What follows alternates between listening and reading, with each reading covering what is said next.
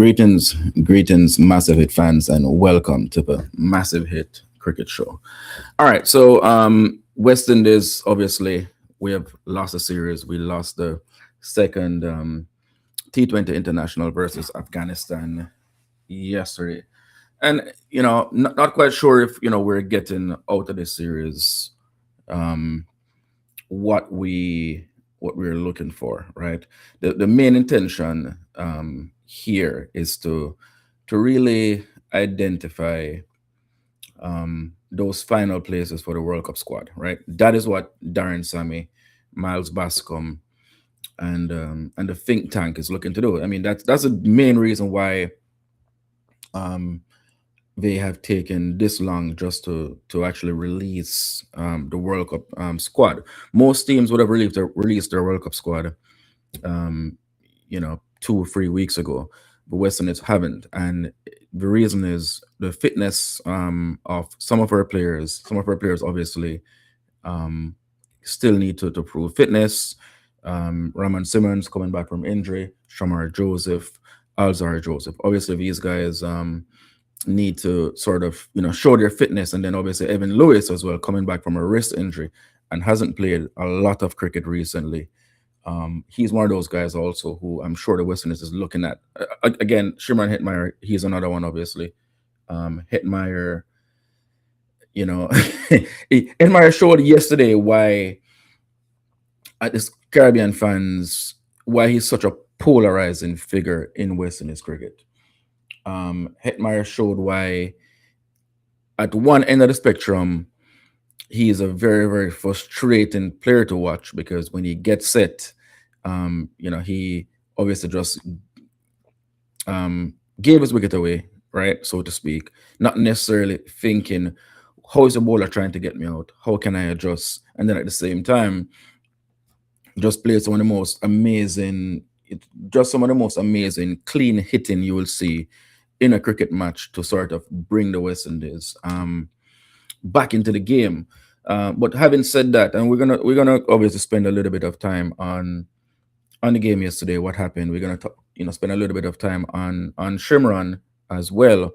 But the truth is, just the West Indies' general approach to batting, and how the West Indies are going. I don't think the process is a good one, so to speak, right? This whole notion that you can just either hit or block, in the case of yesterday, sort of just look, being very, very scratchy up front, being very, very just not, we didn't get off to a good start, right? It was just a matter of, I don't know if the plan was to keep wickets in hand, but obviously we're losing wickets, but not necessarily go at a good sort of pace. Not having batsmanship is probably what I should say. If you watch a team like, if you watch India, if you watch England, these teams have a method, the way how they bat, let's say in the first 6, 7, 8 overs, and they're very, very consistent with their play throughout, right?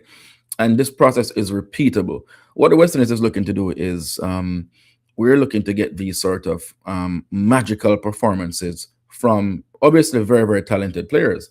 But you're not gonna win consistently. You're not gonna win tournaments with magical performances, right?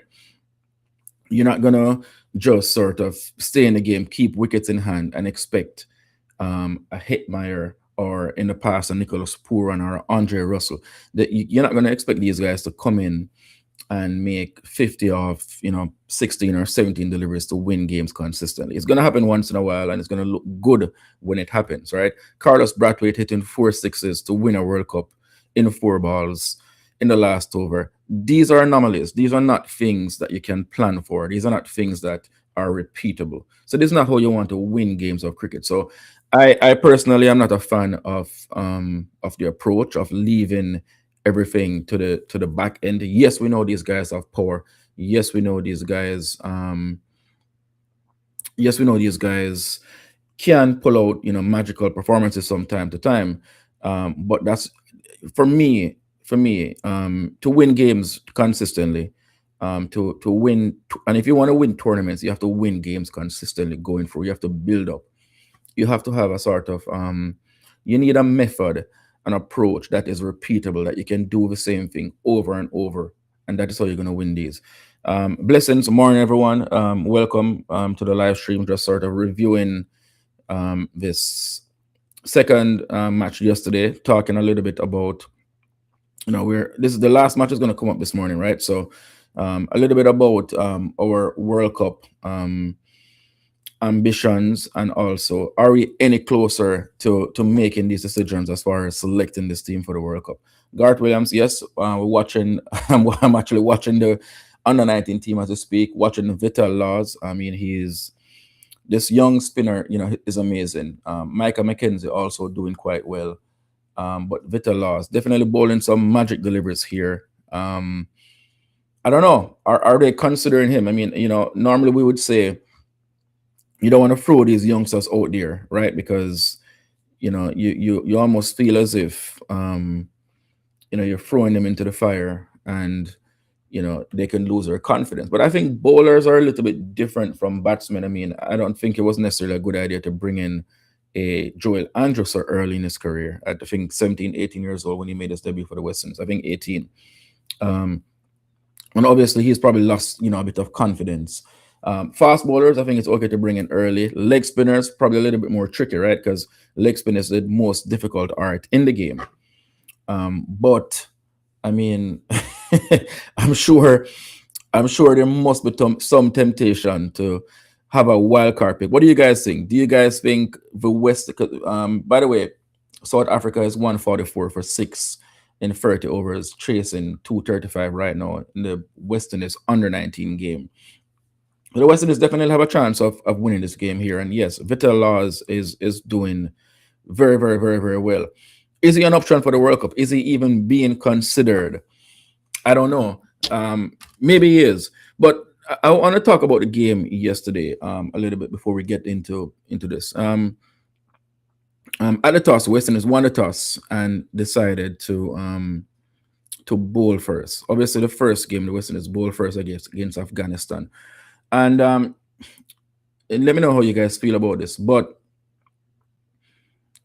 for me, whenever I've watched Afghanistan play cricket, we know the type of team Afghanistan is. And when you get into any conditions where it's going to be even remotely helpful to the spinners, teams like these, Pakistan, when they have their top attacks, these teams want to get a score. Their approach to winning is to get a score on the board, any competitive score, anything over 150. And they can usually try to squeeze teams, and especially teams like the West Indies that we know are traditionally weak against spin, but also don't bat well under pressure. And for some reason, I'm wondering if the West Indies believe that they're a good chasing team, or is it that Darren Sammy wants to test his troops and wants to put them under more pressure going into a World Cup to sort of make them more battle hardened? I want to know what the thought process is and why the West Indies would have won the toss against Afghanistan yesterday in those conditions and decided that bowling first was the best way to go, right? No, so it depends. It depends on if the West Indies are were they looking to win that game, to level the series, or did the result not matter and the team was thinking, hey, let's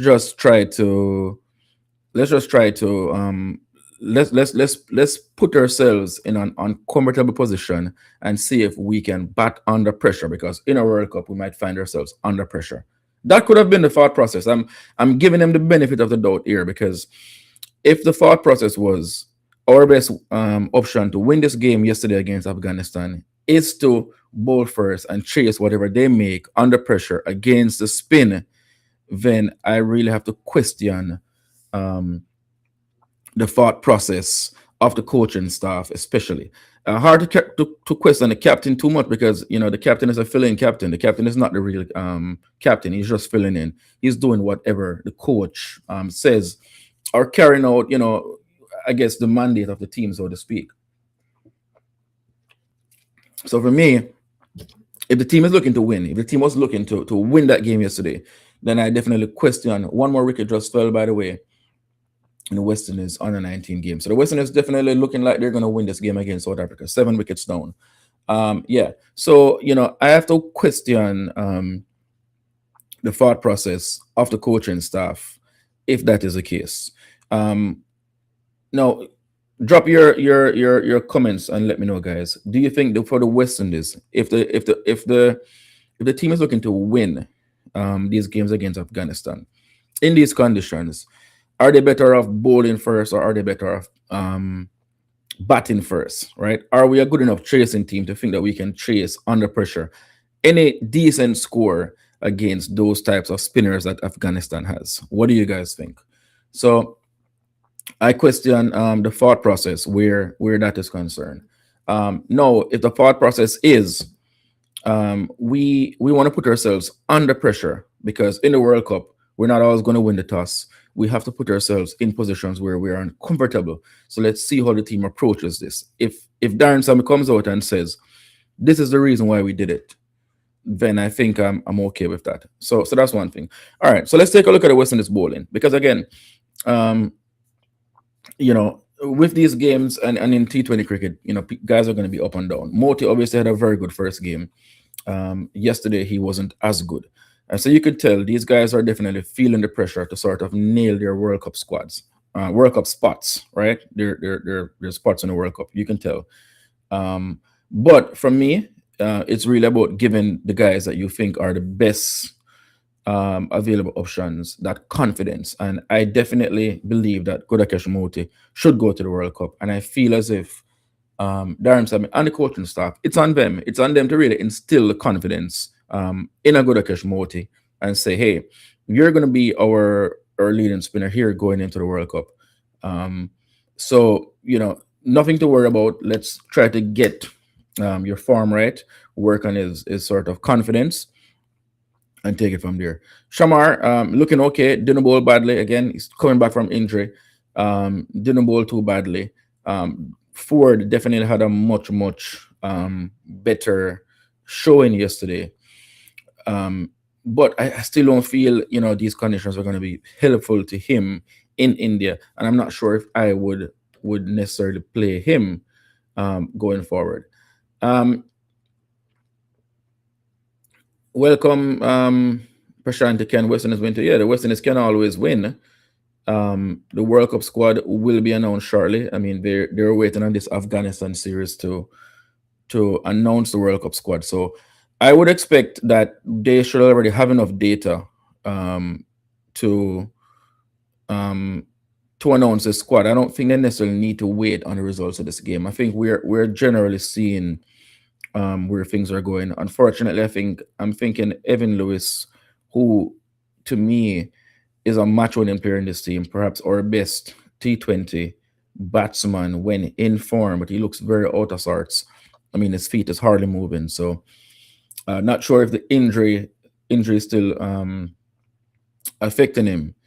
Yeah, Michael Douglas, Afghanistan is probably better than us. For sure, they're probably a more oiled machine, definitely, and especially their bowling attack. Their bowling attack is very very good, and even their batting, they have a method to how they play. Right, they know that they're not the deepest batting lineup, so they try to keep bat steady and get a score. Afghanistan is not a team that is looking for. They don't believe that they're a 200 or 220 team, and they don't bat like that. They know that they're a team that can get somewhere between 150 and 180 consistently, and that's how they bat, right? If they and they know also that they're a team that their bowling is their strength, and for them, defending any middling to high score is perhaps the way that they can win. They can win. So, and that's how they play. That's how Afghanistan plays, right? They definitely know their game. Brandon King spoke to the media. Let's hear a little bit from Brandon King. Let me see if I could bring up what Brandon King had to say because he spoke to the media. Let's hear from Brandon King. Yeah, I think a few of the bowlers have done well. Monty in the first game, obviously bowler a really good spell. Jaden as well in the first game. I think Matty came back well in this game, bowler some good spells, and obviously Hetmyer and Samson played some good innings, in these few games. So there are some positives to look at. And in terms of this game, that partnership with you and Shimron, good to see him back in action. And what way the discussions like? Yeah, I mean, obviously he came out and was really positive from ball one and was hitting the ball really well. It was great to see. We all know what he's capable of, and obviously the plan it was pretty simple for us. We were trying to target the shorter boundary, being a left-right combination, and he was going a bit better than me. But it was good to see, and we tried to bring it as late as possible, to carry that partnership as deep as possible. But it didn't work out for us. Yeah, and finally, one more game to go. Obviously, this series is still being used as a warm up to the bigger thing, which is the World Cup. What is it that you want to see to do better in Afghanistan? Pretty simple. Just looking for improvement in all three departments of the game. Obviously, fielding for sure. We dropped a few catches again this game, and that will help us to restrict them to a lower total. Obviously, we want some better starts with the back, to set up the foundation for the back end hitters to finish the game. So improvement all around, and hopefully we'll just get better with each game. All right, so Brandon King there.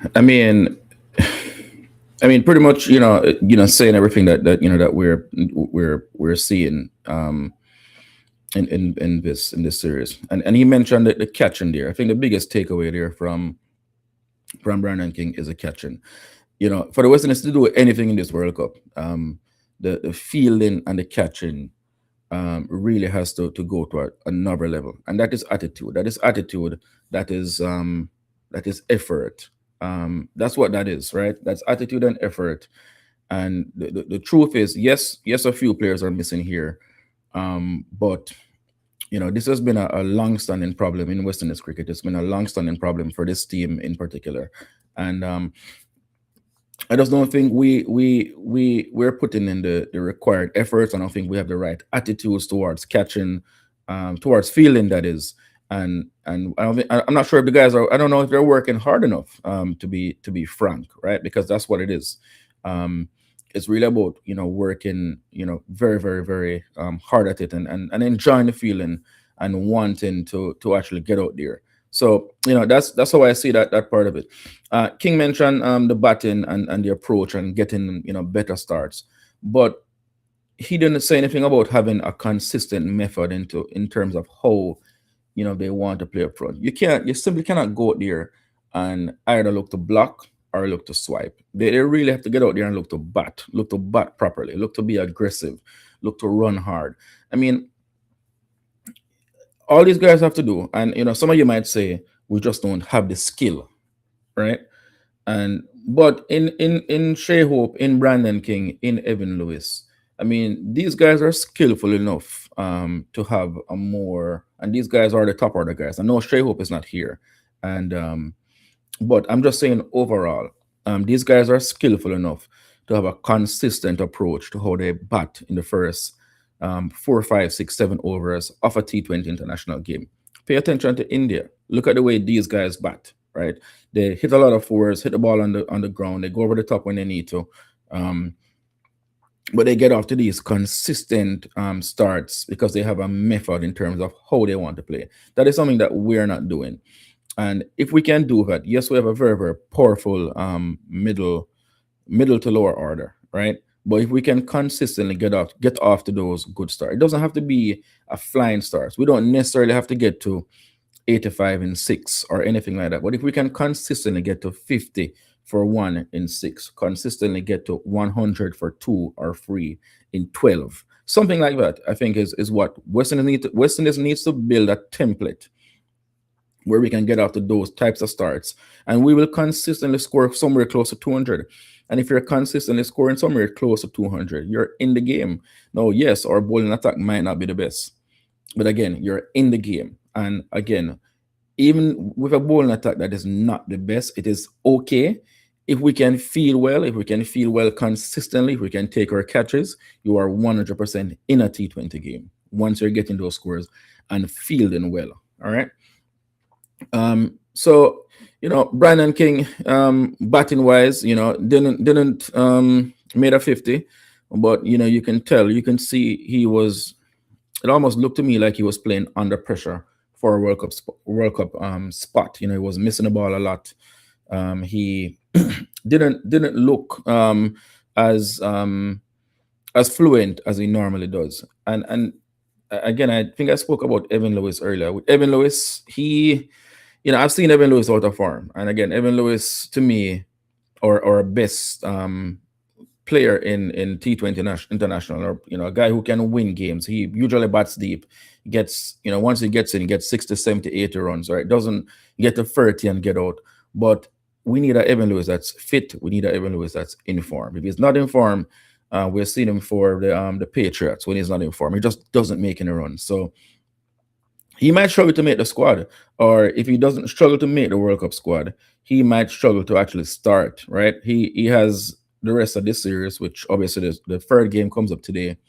He's going to have South Africa to also help him to find some form. But, maybe they pick Evan Lewis, maybe they still select him, but have him as the backup opening option unless he finds form, right? That's probably something they're going to have to look into, because if Evan Lewis is in this type of form, I don't think they can actually start him in the World Cup. Vanty Williams, you're saying in Test cricket, batting is a problem, but yeah, I agree. The T20 in the bowling in T20, Vanty, is definitely an issue. But I still don't think our batting, even in T20, although we have a decent looking batting lineup on paper, I don't necessarily believe one more wicket just fell for the young under 19. So that now it's South Africa now eight wickets down. Even though we have a decent batting lineup on paper, Vanty, I don't think these guys have a consistent way in terms of how they approach the batting, right? So they need to approach their batting more consistently. That way they can have these results. Results, you can be more predictable in terms of how we will perform as a batting unit. Right now, there's no real predictability about it. Roblox, Kyle Mayer seem to be out of favor with Darren Sammy. That's fairly obvious. I mean, even when the full team is not there, we have seen so many players come in. Kyle Mayers is not mentioned. I should say that Kyle Mayers did go to Nepal, and he didn't really do much. So I mean, Kyle Mayers also, when he gets called up, has to perform to really keep his name in. Prashanti is saying Hetmyer should play every match in the World Cup. Very polarizing player there, Shimron Hetmyer. As I said in the last show, everyone knows that I'm a fan of the Hetmeister, right? But Hetmyer has done a lot of foolishness, right? And I'll be the first to admit that Hetmyer is a head scratcher of a case, right? Where his commitment is concerned, where his attitude is concerned. Hetmyer, just hasn't necessarily covered himself in glory. And there are times when we will say Hetmyer should never play for the West Indies again. But the cupboard is bare, right? We don't have the level of talent in the Caribbean to just simply, and we saw yesterday why. I mean, we saw the clean hitting from Shimron Hetmyer. He just has an ability to hit the ball, an ability, that not a lot of our players in the Caribbean has, right? And that is something that Shimron Hetmyer definitely has. So he will go to the World Cup. I think Darren Sammy and team, after his innings yesterday, would have looked at it and said he has done enough, and especially with Evan Lewis not showing the sort of form that we would like at this point, there is a possibility, because even if let's say Hetmyer was in the World Cup squad, Evan Lewis is in form, there's no guarantee that Hetmyer is going to start, because you have Lewis, Hope, King, Rutherford, Rahman, Powell. You have all of these guys. So, and you have Ross and Trace. So potentially Hetmyer would have been on the bench as a spear batsman. Now, if with Evan Lewis not really showing the sort of form, there's a possibility of bringing in Hetmyer in the middle, and then Shea Hope can open instead of batted free. Hope could easily open with Brandon King. So that's also an option. So there's some flexibility there. But Hetmyer will definitely make this World Cup squad for sure. I think he showed enough. He showed that ability that not a lot of players in this team has, and going into a World Cup, that is something that the team is going to need. So my expectation is that the World Cup, will be named over the next couple of days. Um, and it's gonna definitely be interesting to see if they come up with any surprises. Are we gonna see any wild card picks, any out of the box pick? Are we gonna suddenly see a Vital Laws or someone like that thrown into the West Indies World Cup squad from this under 19 game here? He's certainly bowling brilliantly. 9.2 overs, 53 runs. So it's gone for a few runs in the last 2 overs, but it's the way he's bowling, it's the way he's landing his his left arm leg spin here. His Chinaman. I think he was just hit for a six here.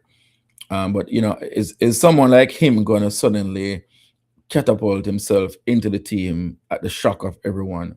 Let's wait to see. I mean, I'm sure they're paying attention. They're definitely, one thing's for sure. He's one for the future. Both himself and Micah McKenzie are definitely showing tremendous potential here in this under 19 World Cup. And we don't want to get ahead of ourselves too much. I mean, it's a different level, but we can definitely see that potential there. So all in all, I think overall, the West Indies team, I mean, we know most of the guys who are going to be in the team. One or two spots might be up for grabs here. I don't know how you guys feel about it. What about Matthew Forde? Does Matthew Forde get into the squad?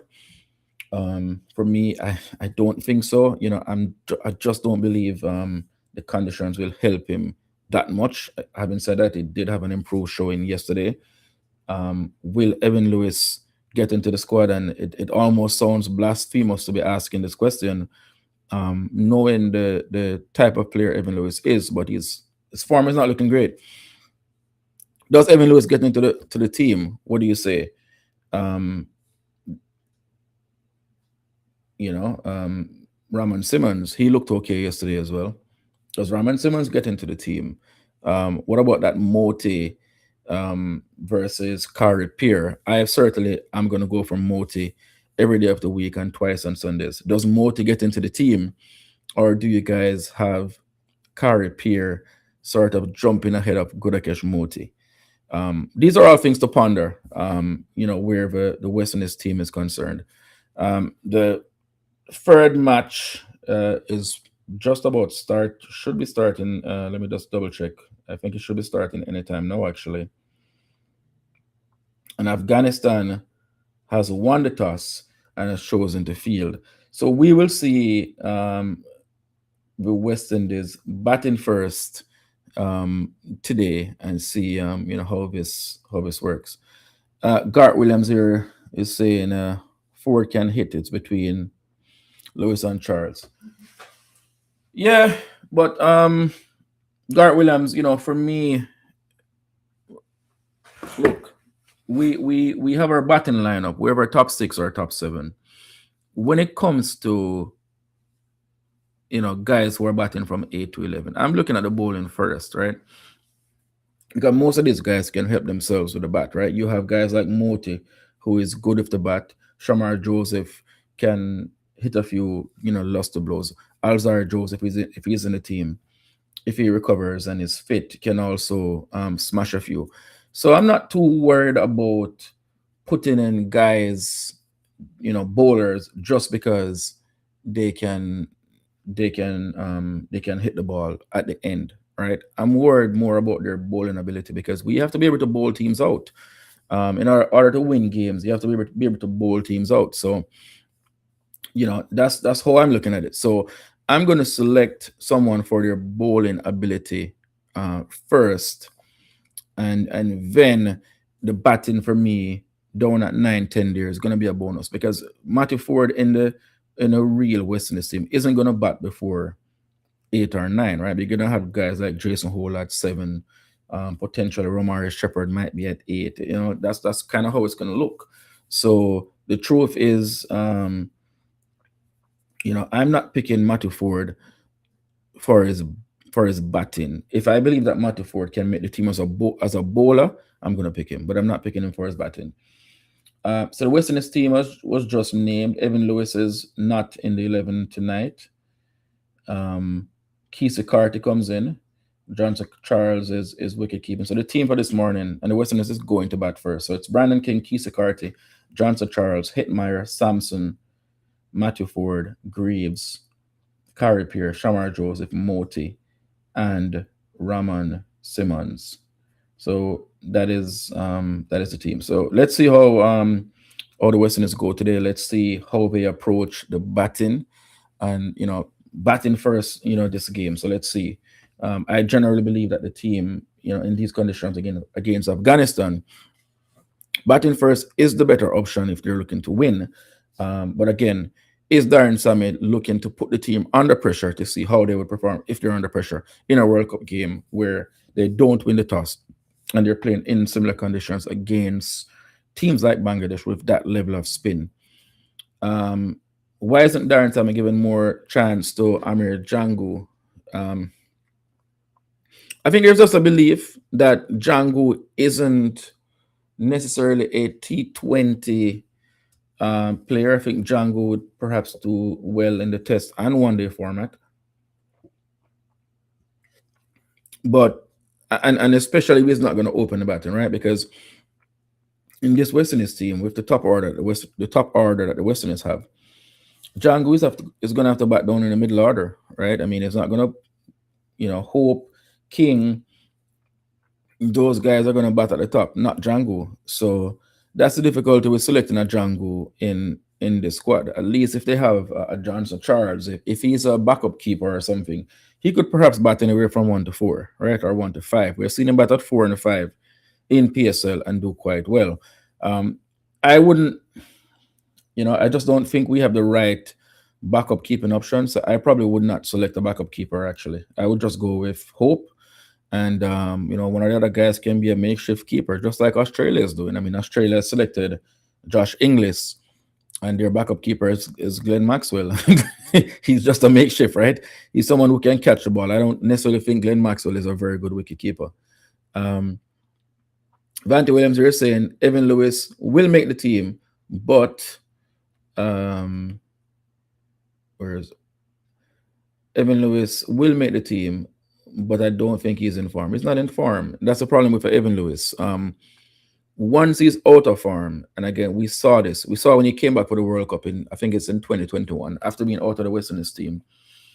It just didn't do anything. Once he's out of form, he doesn't do anything. And we've also seen him for the Patriots. It's the same thing, right? He looked very, very out of sorts yesterday. His feet wasn't moving at all. Under 19 team about to take this game here, 167 for 9. So the West Indies under 19 team is going to advance to the next round. I think they probably would have advanced anyway because there's 3 teams going through. Shea Hope, King, Chase refused to play for the West Indies before. Hetmyer is very sensitive when it comes to West Indies cricket. I support all his sister trends. All right, cool. Colin Goodridge, you're entitled to your opinion for sure.